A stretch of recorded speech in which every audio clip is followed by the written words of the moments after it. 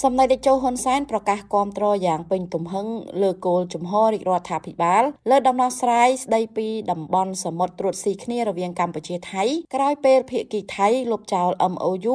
2001កម្ពុជាដំណើរឆ្ពោះទៅតាមយន្តការច្បាប់សមុទ្រអន្តរជាតិសម្ដេចអគ្គមហាសេនាបតីតេជោហ៊ុនសែនប្រមុខរដ្ឋស្ដីទីនៃព្រះរាជាណាចក្រកម្ពុជាបានប្រកាសគាំទ្រយ៉ាងពេញទំហឹងលើគោលជំហររាជរដ្ឋាភិបាលលើដំណោះស្រាយស្ដីពីតំបន់សមុទ្រត្រួតស៊ីគ្នារវាងកម្ពុជាថៃក្រោយពេលភាគីថៃលុបចោល MOU 2001ហើយសម្ដេចបានបញ្ជាក់ថាកម្ពុជាធ្វើដំណើរទៅកាន់ច្បាប់អន្តរជាតិសូមកុំចោទប្រកាន់ថាកម្ពុជាធ្វើអន្តរជាតិទោបនីយកម្មបញ្ហាទ្វេភាគីឬសូមកុំនិយាយថាធ្លាក់ចូលអន្ទាក់កម្ពុជាដែលចង់ឲ្យភាគីទី3ឬអន្តរជាតិចូលរួមនិងក៏សូមកុំបបួលកម្ពុជារៀបចំយន្តការទ្វេភាគីថ្មីជំនួសយន្តការទ្វេភាគីចាស់ដែលថៃលុបចោលជាឯកតោភាគីនៅលើផេកផ្លូវការរបស់សម្ដេចអគ្គមហាសេនាបតីតេជោហ៊ុនសែនដែលបានចេញផ្សាយនៅថ្ងៃទី6ខែឧសភាឆ្នាំ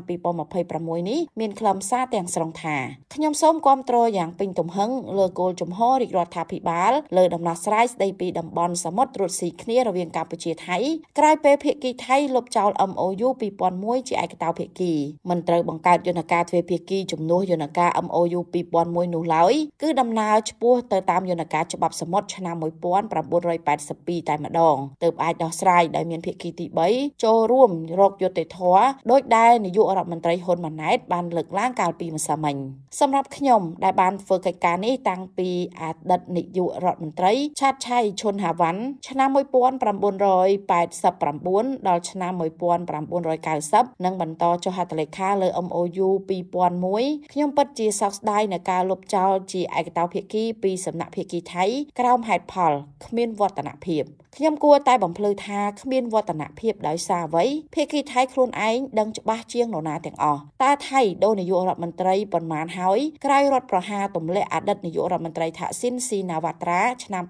2006កម្ពុជាធ្វើដំណើរដោយនាយករដ្ឋមន្ត្រីហ៊ុនសែននិងបន្តដោយនាយករដ្ឋមន្ត្រីហ៊ុនម៉ាណែតដោយគ្មានការផ្លាស់ប្ដូរយន្តការឬខ្លឹមសារចរចាក្នុងពេលជាមួយគ្នាថៃផ្លាស់ប្ដូរនាយករដ្ឋមន្ត្រីប្រមាណ10នាក់តើនេះហេតុផលមួយនៃការគ្មានវឌ្ឍនភាពទេខ្ញុំគួរតែបញ្ជាក់បន្ថែមថាទោះបីថៃមានការផ្លាស់ប្ដូរនាយករដ្ឋមន្ត្រីច្រើនរូបក៏ដោយក៏ថ្នាក់ដឹកនាំទាំងនោះនៅតែបង្ហាញការបន្តចរចាសូម្បីរដ្ឋាភិបាលឯកឧត្តមនាយករដ្ឋមន្ត្រីអភិសិទ្ធវេជ្ជជីវ៉ាក៏បានចាត់បញ្ជូនឧបនាយករដ្ឋមន្ត្រីសុថេពធឺសុប៉ាន់និងរដ្ឋមន្ត្រីក្រសួងការពារជាតិប្រាវិតវង្សវណ្ណមកជួបចរចាជាមួយខ្ញុំនៅផ្ទះតាខ្មៅនាឆ្នាំ2010ដែលនៅពេលនោះហើយដែលវរជនទាំងពីរបានស្គាល់សម្លកកូរខ្មែរលើកដំបូងដែលភរិយាខ្ញុំចំអិនផ្ទាល់ដៃជូនភ្ញៀវកិត្តិយសទាំងពីរសម្រាប់អាហារថ្ងៃត្រង់កម្ពុជាធ្វើដំណើរទៅកាន់ច្បាប់អន្តរជាតិសូមកុំចោទប្រកាន់ថាកម្ពុជាធ្វើអន្តរជាតិទោបនីយកម្មបញ្ហាទ្វេភាគីនិងសូមកុំនិយាយថាធ្លាក់ចូលអន្ទាក់កម្ពុជាដែលចង់ឲ្យភាគីទី